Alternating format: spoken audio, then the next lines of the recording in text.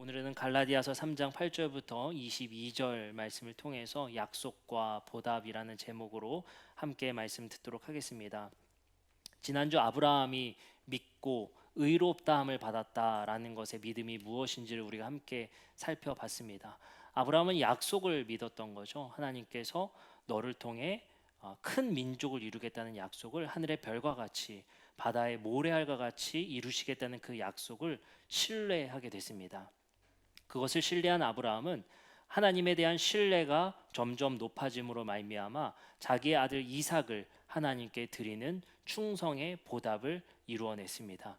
그 아브라함의 스토리를 통한 신뢰부터 시작된 충성에 이르기까지 그 이야기를 통해서 우리가 하나님에 대한 신뢰가 무엇인가, 우리가 하나님을 향한 신뢰가 무엇인가를 아브라함 이야기를 통해서 말씀하십니다.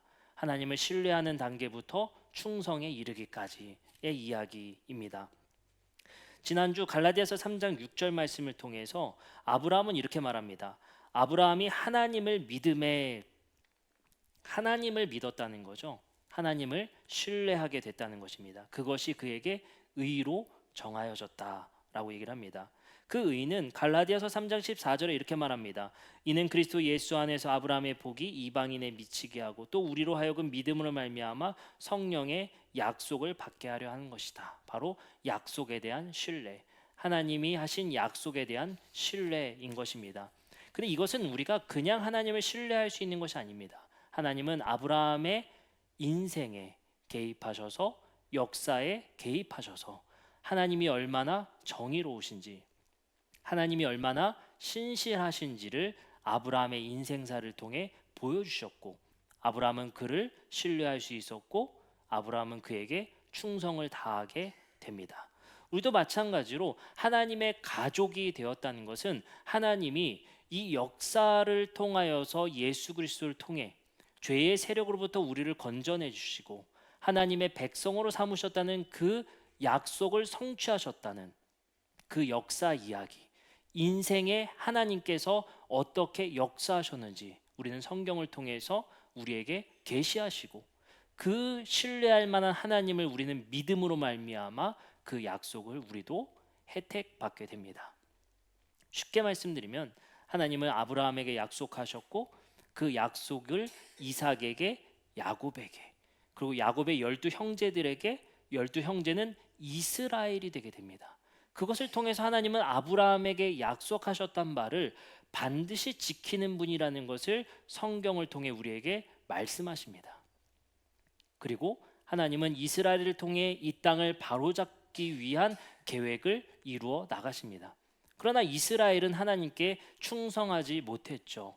그러므로 말미암아 하나님은 자신이 아브라함에게 한 약속을 다 지킬 수 없게 되었습니다. 그중 중요한 약속이 너로 말미암아 큰 민족을 이루고 너를 통해 모든 족속이 복을 받게 하겠다라는 그 약속을 이스라엘의 불충성으로 말미암아 그 약속을 지키지 못하게 되었습니다. 그러나 하나님은 그 약속에 신실한 바 되셔서 예수 그리스도를 통해서 하나님 당신이 하신 약속을 지켜내고 마시는 분입니다. 우리는 성경을 통해서 하나님이 얼마나 신실하셨는가, 당신이 한 약속을, 아브라함에게 하신 그 약속을 어떻게 신실하게 지키는가를 이스라엘의 역사를 통해 하나님 자신을 알려주십니다. 우리는 그 역사와 계시를 통해 하나님은 우리가 신뢰할 만한 분이구나, 그리고 그분이 마지막으로 약속하신 예수 그리스도가 다시 이 땅에 오셔서 이 땅의 모든 평화를 이루시겠다는 그 약속을 믿고 신뢰하며 살아가는 것이 신앙의 성도들입니다. 이제 우리는 성경의 역사를 통해, 그리고 나 자신의 인생의 굴곡 속에서 신실하신 하나님을 신뢰하게 되었고 그 하나님께 충성에 이르는 삶을 살아가게 됩니다. 우리 또한 아브라함과 같이 하나님이 하신 약속에 신실하시다는, 그 약속에 신실하시다는 것을 예수 그리스도 사건을 통해서 신뢰하게 됩니다. 로마서 4장 18절부터 22절은 갈라디아서보다 조금 더 자세하게 이 아브라함이 믿었던 것이 무엇인지를 우리에게 설명합니다. 이렇게 말씀하십니다. 아브라함이 바랄 수 없는 중에 바라고 믿었다. 이는 내 후손이 이같으리라 하신 말씀대로 많은 민족의 조상이 되게 하려 하심이라. 그가 백세나 되어 자기 몸이 죽을 것 같고 사라의 태가 죽을 것 같음을 알고도 믿음이 약하여지지 아니하고 믿음이 없어 하나님의 약속을 의심하지 않고, 여기서 중요한 게 뭐죠? 약속을 뭐 했다? 의심하지 않았다. 여기서 중요한 포인트는 뭐냐면요, 하나님을 신뢰했다는 거예요. 하나님 당신이 한 약속을 반드시 지키는 분이라는 것을 신뢰했다는 것이 포인트예요. 그것이 그에게 의로 정하여졌다는 거예요. 견고해져서 하나님께 영광을 돌리며 약속하신 그것을 또한 능히 이루실 줄을 뭐 했다? 확신하였다라고 말하는 거예요. 그럼 두 가지 포인트죠. 약속을 의심하지 않고 신뢰했다. 능히 이루실 것을 확신했다. 이것이 믿음이라는 거예요. 이 믿음을 하나님에 대한 신뢰라는 표현으로 우리는 쓰게 됩니다. 오늘 본문입니다. 갈라디아서 3장 15절부터 16절. 사실 오늘 본문은 꽤 긴 본문이었습니다. 8절부터 22절이죠. 근데 지금 읽어놓고 제가 여러분들께 되묻습니다. 오늘 본문이 어떤 이야기였죠? 읽었으나 잘 기억을 할 수가 없고 이해하기가 어렵습니다.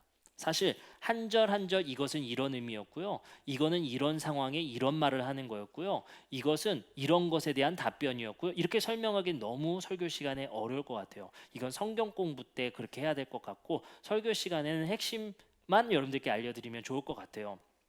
저번 주에 제가 많이 몸이 안 좋았습니다. 집에 가니까 열이 39도가 넘었더라고요. 그래서 집에 가서도 설교를 어떻게 끝내고 돌아왔는지도 기억이 나지 않을 정도로 운전을 간신히 해서 집에 돌아갔어요. 저번 주에 설교 피드백이 가장 좋았습니다. 짧고 간결했다.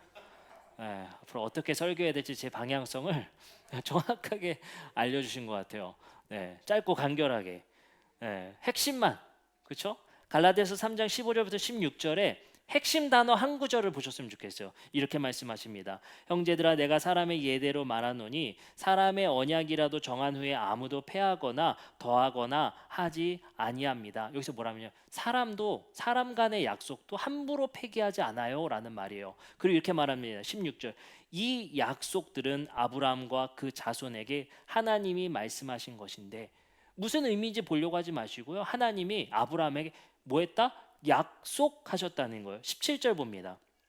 내가 이것을 말하노니 하나님께서 미리 정하신 언약을 430년 후에 생긴 율법이 폐기하지 못하고 그 약속을 헛되게 하지 못하리라. 여기서도 뭐예요? 약속을 헛되게 하지 못한다. 18절, 만일 그 유업이 율법에서 난 것이면 약속에서 난 것이 아니리라. 그러나 하나님이 약속으로 말미암아 아브라함에게 주신 것이다. 뭐예요? 아브라함이 뭘 했다는 걸 강조하는 게 아니에요. 이 모든 사건은 하나님이 약속한 것에 의해서 이루어진 일이라는 거예요. 주도권이 뭐에 있다? 하나님께 있다는 거예요. 아브라함이, 우리가 여기서 본문은요, 뭘 착각하지 말라는 거예요. 우리가 하나님을 얼마만큼 신뢰해야 되는가, 아브라함처럼 복을 얻으려면 얼마만큼 신뢰해야 되는가 라고 생각하면, 저는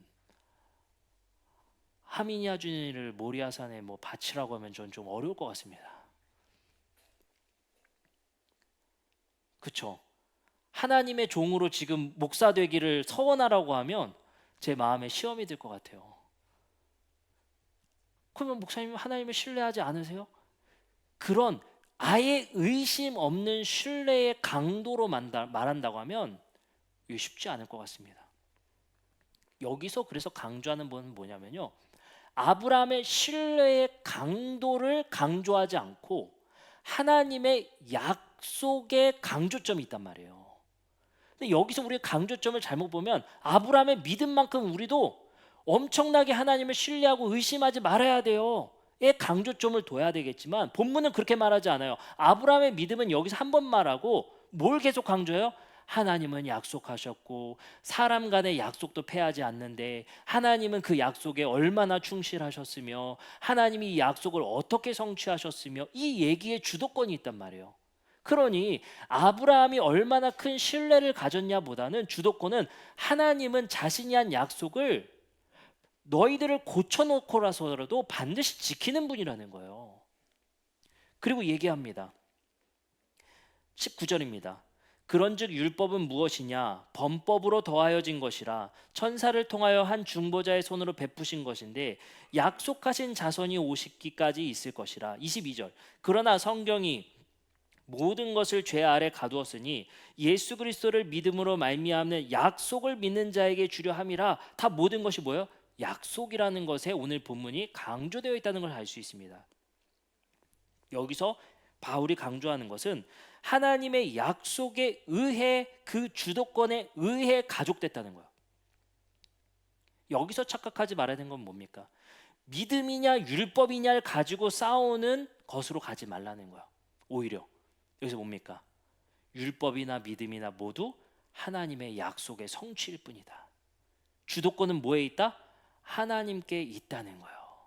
그러니 우리는 수도원의 전통처럼 우리의 거룩과 우리의 정결을 위해서 수행하는 것도 좋겠지만 한치의 의심도 없이 하나님을 믿는 신뢰, 아브라함처럼 이삭을 바치기까지 충성으로 하는 그 삶의 조명, 거기에 강조, 물론 중요하겠지만 그것보다 더 강조되는 것은 그 얘기는 싹 빼놓고 하나님의 약속에 충실하셨다는 것을 강조하고 있단 말이에요. 그걸 위해서 아브라함을 고쳐놓으시는 하나님, 당신의 약속을 지키기 위해서 우리 의심 많은 베드로도 고쳐놓으시는 하나님, 여기에 주도권이 있다는 거예요. 그럼 우리는 그 파도에 몸을 맡기면 되는 것뿐입니다.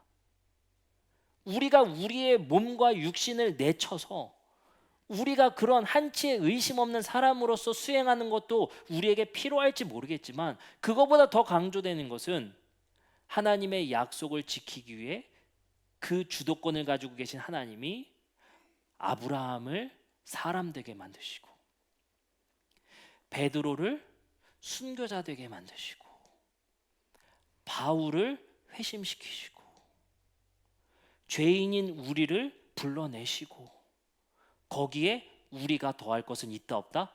없다는 겁니다. 그래서 우리 교회가 계속 강조하는 자격 없는 자에게 주신 하나님의 선물이라는 거예요. 거기에 우리가 더할 것은 없다라고 바울은 강조합니다. 갈라디아서 3장 26절에서 29절 말씀입니다. 여기서 이렇게 말합니다. 너희가 다 믿음으로 말미암아 그리스도 예수 안에서 하나님의 아들이 되었으니, 여기서 다 믿음으로 말미암아는 하나님께 주도권 있는 예수 그리스도의 믿음을 의미하겠죠. 그리스도 예수 안에서 하나님의 아들이 되었으니 누구든지 그리스도와 합하기 위하여 세례를 받은 자는 그리스도로 옷을 입었느니라. 너희는 유대인이나 헬라인이나 종이나 자유인이나 남자나 여자나 다 그리스도 예수 안에서 하나이다. 제가 강조하고 싶은 건 뭐냐면요, 28절이에요. 다 같이 한번 읽어봅시다. 28절은 다 같이 시작. 너희는 유대인이나 헬라인이나 종이나 자유인이나 남자나 여자나 다 그리스도 예수 안에서 하나이다라는 거예요. 그 말이 뭐겠어요? 이렇게 말하려면 누구도 보탤 것이 없어야 되는 거거든요. 이 본문은 한 절 한 절 우리가 다 이해하기는 어렵지만 핵심은 하나님의 약속을 지키기 위한 하나님의 주도권, 그것에 대한 우리가 더할 것은 없다라는 거예요. 그것을 우리는 신뢰할 뿐이라는 것입니다. 그 가운데 하나님의 그 약속에 대한 성취의 주도권 가운데 우리가 더할 것이 없으니 뭐래요? 그리스도 예수 안에서 하나입니다. 율법의 행위냐 무엇이냐 다툴 것이 아니라 우리는 하나님의 주도권 아래에서 탄생된 가족이니 헬라인이나 유대인이나 종이나 자유인이나 남자나 여자나 다 그리스도 예수 안에서 하나이다. 이게 본문 말씀의 핵심입니다. 로마서 1장 2절도 마찬가지입니다. 이 복음은 하나님이 선지자들을 통하여 그의 아들에 관하여 성경에 미리 약속하신 것이라. 이 복음이 뭐래요? 약속하신 것을 하나님이 이루신 일이라는 거예요. 로마서 4장 16절입니다. 새번역 성경입니다. 이런 까닭에 이 약속은 믿음에 근거하신 것입니다. 그것은 하나님께서 아브라함에게 이 약속을 뭐로 주셔서? 선물로 주셨다는 거예요. 여기서 강조점은 아브라함의 믿음이 아니라 선물이었다는 겁니다. 그리고 말합니다. 이것을 그의 모든 후손에게도 곧 율법으로 사는 사람들에게만이 아니라 아브라함의 지닌 믿음으로 사는 사람에게도 보장하시려는 것입니다. 아브라함은 우리 모두의 조상입니다. 여기서 강조점은 뭡니까? 이 약속을 선물로 주셨다는 거예요. 결국 하나님의 백성, 가족으로 만들고자 했었던 하나님의 신실함, 하나님의 열심에 대한 스토리일 뿐입니다. 거기에 대한 보답으로 우린 뭘 합니까? 그러니까 이 모든 주도권에 우리가 보탤 게 없고요. 모든 것을 하나님께서 선물로 우리에게 주신 것일 뿐이고, 그것에 대한 보답으로 할 수 있는 것은 뭐예요? 아브라함과 같은 충성. 우리 그리스도인들의 충성. 신뢰에서부터 충성에 이르기까지의 삶을 살아가라는 것입니다. 그것은 선물에 뭘 보태는 게 아니고요. 선물 받은 우리가 하는 응답일 뿐이라는 거예요. 아시겠죠? 그 이제 딱 구분 지세요.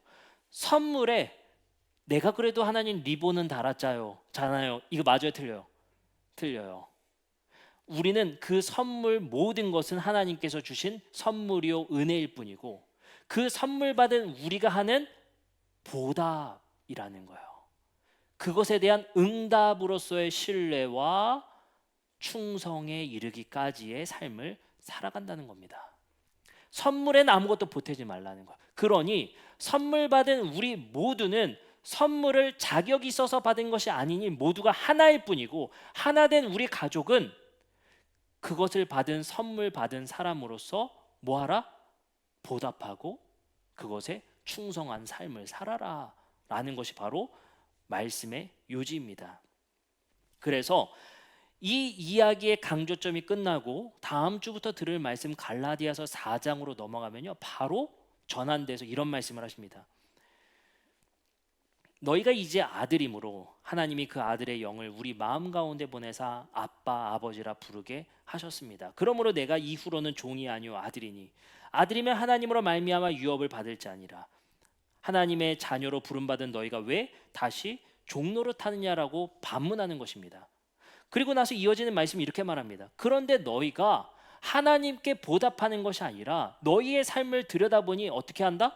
8절부터 9절입니다. 그러나 너희가 그때는 하나님을 알지 못하여 본질상 하나님이 아닌 자들에게 종노릇 하였지만 지금도 너희가 하나님을 알 뿐만 아니라 더욱이 하나님이 아신 바 된 상태에서도 어찌하여 다시 약하고 천박한 초등학문으로 돌아가서 다시 그들에게 종노릇하려 하느냐라고 이야기를 하는 겁니다. 선물 다음에 뒤따르는 제대로 된 삶을 살지 않는 것에 대해서 질타를 하는 것이죠. 그래서 그 두 가지를 분명히 나눠야 하는 것입니다. 하나님의 선물에는 우리가 보탤 것이 없다. 그 선물은 우리가 자격 없을 때 모두가 동일하게 받은 것이기 때문에 그것으로 자격을 논할 수 없습니다. 그래서 우리는 한 가족이다. 그러나 그 선물 받은 우리는 이제 그 선물에 대한 응답, 보답으로서 하나님께 충성된 삶을 살아가게 되는 것이다. 그 충성과 보답을 다른 엉뚱한 것에게 하지 말라는 거예요. 왜 너희 아버지에게 하지 않냐는 거예요. 너희를 구원한 하나님께 하지 않고 다른 것에 종노릇하는 삶을 여전히 사냐고 바울은 반문하는 것입니다. 그러면 우리 돌아가서 아까 아브라함이 받은 약속은 뭘로 받았다고 했죠? 은혜, 선물로 받았죠. 아브라함에게도 똑같은 규칙이 적용됩니다. 창세기 18장 18절부터 19절입니다. 아브라함은 강대한 나라가 되고 천하 만민은 그로 말미암아 복을 받게 될 것이 아니냐. 내가 그로 그 자식과 권속에게 명하여 여호와의 도를 지켜 의와 공도를 행하게 하려고 그를 택하였다. 이거는 선물 뒤에 뒤따르는 자녀됨의 신분에 맞는 삶을 강조하는 거죠. 이렇게 말합니다. 여호와의 도를 지켜 정의와 공의를 행하게 하려고 그를 택하였다라고 하는 것입니다. 하나님이 이 선물을 주신 목적을 밝히시는 거죠. 이 선물 받은 이들, 하나님의 주도권 아래 이 선물 받은 이들은 뭐 하게 하기 위해서? 정의와 공의를 행하게 하기 위해서, 이 땅의 정의로운 삶과 공의로운 삶을 행하게 하기 위해서. 이게 뭐예요? 이게 보답, 응답, 충성이라고 말하는 거예요.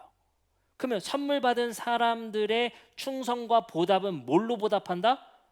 정의와 공의를 행하는 것으로 보답한다는 거예요. 로마서 6장 4절도 똑같이 말합니다.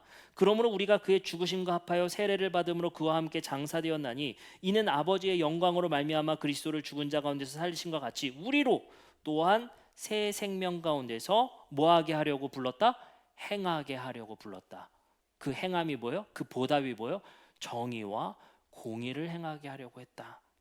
사무엘하 8장 15절도 마찬가지입니다. 다윗이라는 사람이 하나님께 칭찬받을 수 있었던 이유는 그가 받은 선물에 제대로 응답했기 때문입니다. 다윗이 온 이스라엘을 다스려 다윗이 모든 백성에게 무엇과 무엇을 행할세? 정의와 공의를 행할세. 열왕기상 10장 9절에는 솔로몬에게 이렇게 말씀하십니다. 당신의 하나님 여호와를 송축할지로다. 여호와께서 당신을 기뻐하사 이스라엘 왕위에 올리셨고 여호와께서 영원히 이스라엘을 사랑하심으로 당신을 세워 왕으로 삼아 무엇과 무엇을 행하게 하셨도다? 정의와 공의를 행하게 하셨도다. 시편 106편 3절도 마찬가지입니다. 정의를 지키는 자들과 항상 공의를 행하는 자는 복이 있다. 시편 33편 4절부터 5절도 마찬가지입니다. 여호와의 말씀은 정직하며 그가 행하시는 일은 다 진실하시도다. 그는 공의와 정의를 사랑하시며 세상에는 여호와의 인자하심이 충만하도다. 예레미야서 22장 2절부터 3절도 마찬가지를 얘기합니다. 그렇다면 우리가 보답으로서 정의와 공의를 행한다는 정의와 공의는 무엇입니까? 예레미야서 22장 2절부터 3절은 이렇게 설명합니다. 이르기를 다윗의 왕위에 앉은 유다 왕이여 너와 내 신하의 이 문들로 들어오는 내 백성은 여호와의 말씀을 들을지니라. 여호와께서 이같이 말씀하시되 너희가 정의와 공의를 행하여 탈취당한 자를 압박하는 자의 손에서 건지고 이방인과 고아와 과부를 압제하거나 학대하지 말며 이곳에서 무죄한 피를 흘리지 말라. 정의와 공의가 무엇인지를 말씀하십니다. 첫 번째, 정의는 분배와 관련된 것이고 공의는 재판과 관련된 것입니다. 그래서 예레미야서 22장에는 이렇게 경고하시죠. 정의와 공의를 행할 것인데 첫 번째, 탈취당한 자를 압박하는 자의 손에서 구원하는 삶을 살아라. 이게 뭡니까? 세상에 빼앗김 당한 사람들의 구원자가 되어라. 예수 그리스도께서는 이 원칙대로 정의롭게 사셨습니다. 억울하게 뺏긴 자, 억울하게 세상의 재판에서 억울함을 당한 자, 억울하게 죽임 당한 자, 억울하게 살아가는 자들의 편에 서서 그들의 구원자가 되어라 라고 얘기합니다. 두 번째, 이방인과 고아와 과부를 압제하거나 학대하지 말라. 이방인과 고아와 과부는 그 시대 속의 약자였을 것입니다. 그들을 압제하거나 학대하지 않는 삶이 바로 정의로운 삶, 공의로운 삶입니다. 그리고 무죄한 사람의 피를 흘리게 하지 말라라는 것입니다.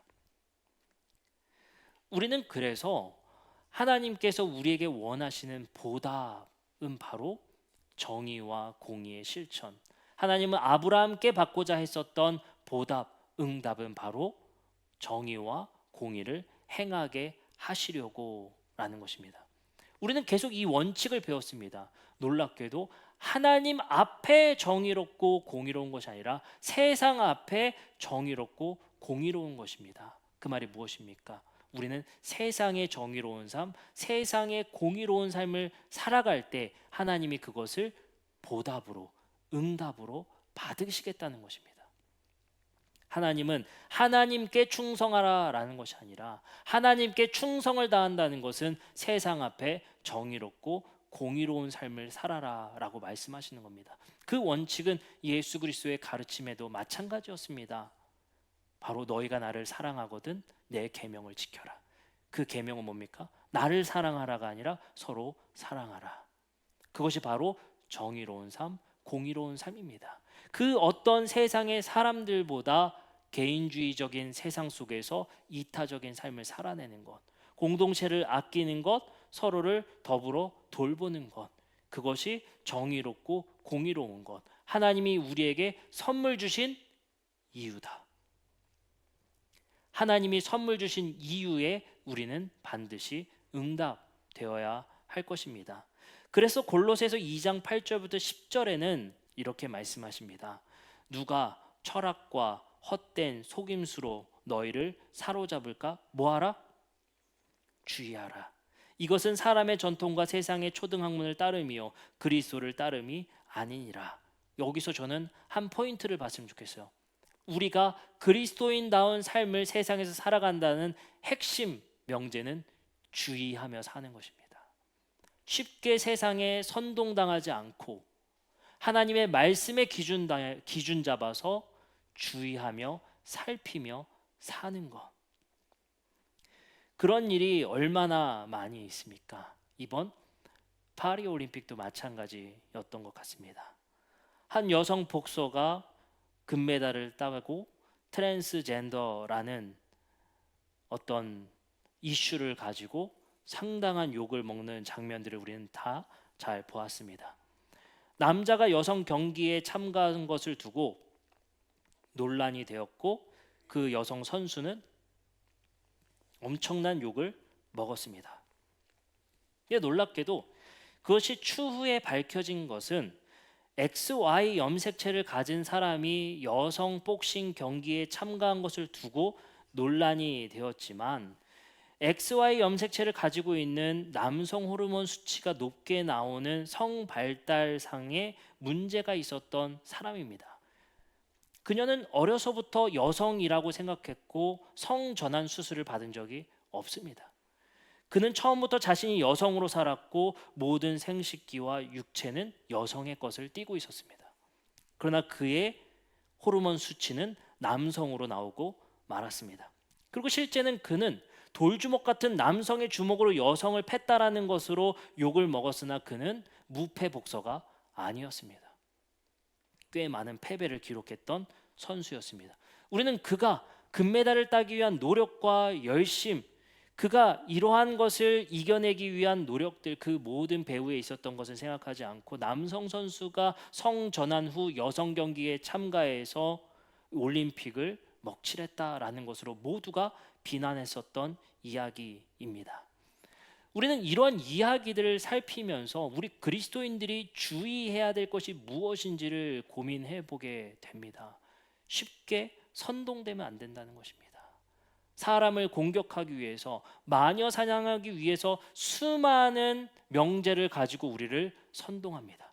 우리는 그것에 사실관계를 확인도 하지 않은 채 그것에 선동되어서 한 사람을 같이 공격하고 같이 죽음에 이르게 합니다. 그런 일들이 얼마나 많았습니까? 그런 일들이 우리의 주위에 얼마나 많이 있습니까? 그런 선동은 우리 국가 내에서 너무나도 심각한 일들로 이루어지고 있습니다. 얼마 전 8.15 광복절을 맞이해서 이승만 대통령에 대한 양측의 완전히 다른 입장 차이로 인해서 선동되어져서 갈라지는 대한민국. 우리의 사회에서 역사 인식에 대해서 서로 선동당하여져서 서로 죽일 듯이 싸우는 좌우 진영의 모습들. 우리는 이러한 시대 속에서 어떻게 주의하여 살펴서 그곳의 평화를 이루는 사람들이 될 것인가를 논의하고 모색해야 합니다. 전 여기서 한 가지 생각해 볼 것이 있다고 생각을 합니다. 우리 그리스도인들은 누구인가? 라는 정체성입니다. 우리 그리스도인들은 누구인가? 그리고 무엇을 주의하고 살펴야 할 것인가? 전 여기서야말로 하나님의 기적과 신비를 구해야 된다고 생각합니다. 누군가는 그럽니다. 생물학적으로 좌와 우는 태어나면서부터 결정된다라고 하는 이론도 있습니다. 그만큼 이념은 태어나면서부터 결정되든지 환경에 의해서 결정되든지 교육에 의해서 결정되듯이 우리의 세계관을 지배하게 됩니다. 그래서 우리는 이야기합니다. 어쩔 수 없었다. 실예로 그렇습니다. 한 대통령을 누군가의 집단에서는 살인자라 여기고 누군가는 건국의 아버지라 부르고 싶어 합니다. 그곳에서 우리는 무엇을 발견할 수 있습니까? 거기서 우리는 무엇을 고민해 보아야 합니까? 어쩔 수 없었다라는 이론입니다. 그 시대 속에서는 어쩔 수 없었다.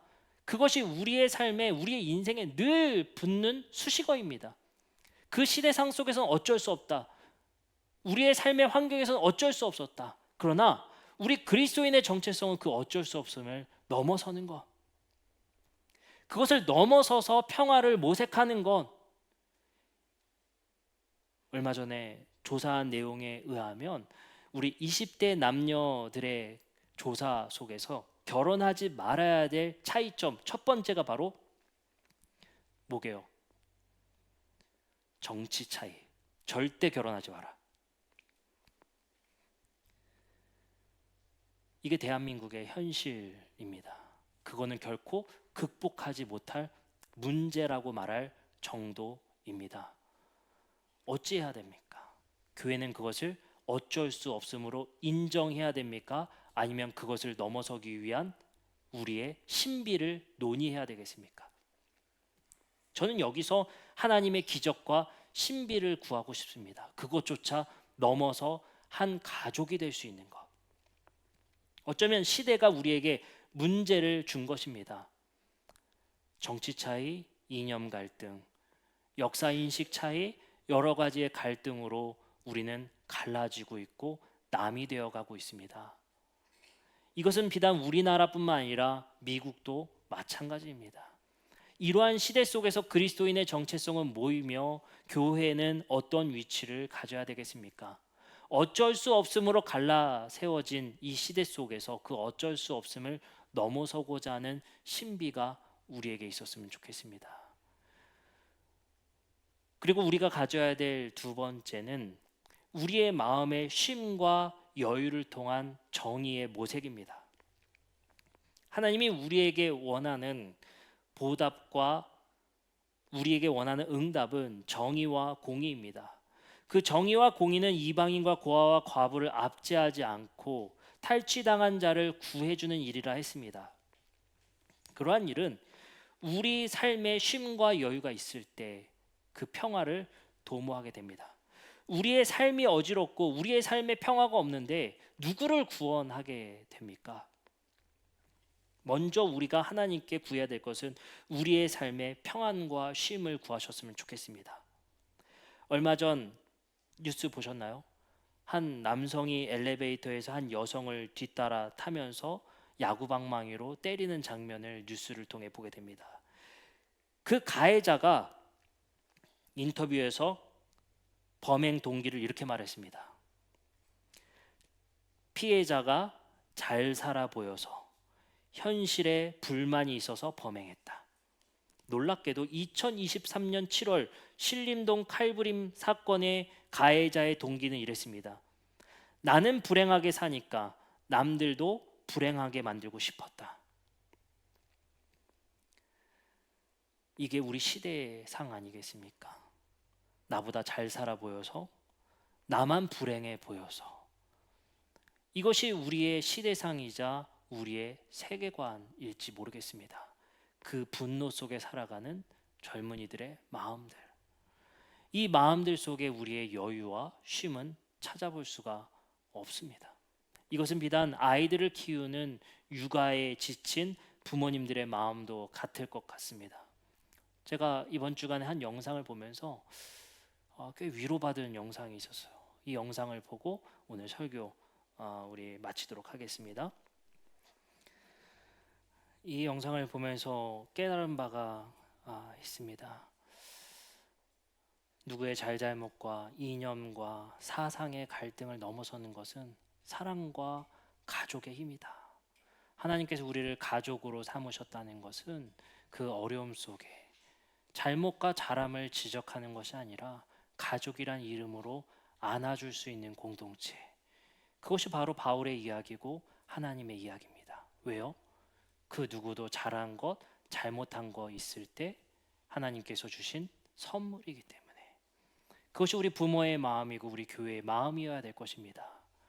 육아에 대한 잘잘못을 따지는 것이 아니라 누구의 잘잘못으로 역사적 인식을 고쳐놓으려고 하는 것이 아니라 우리가 가족이란 이름으로 그저 안아줄 수 있는 것, 교회가 해야 될 일일 것 같습니다.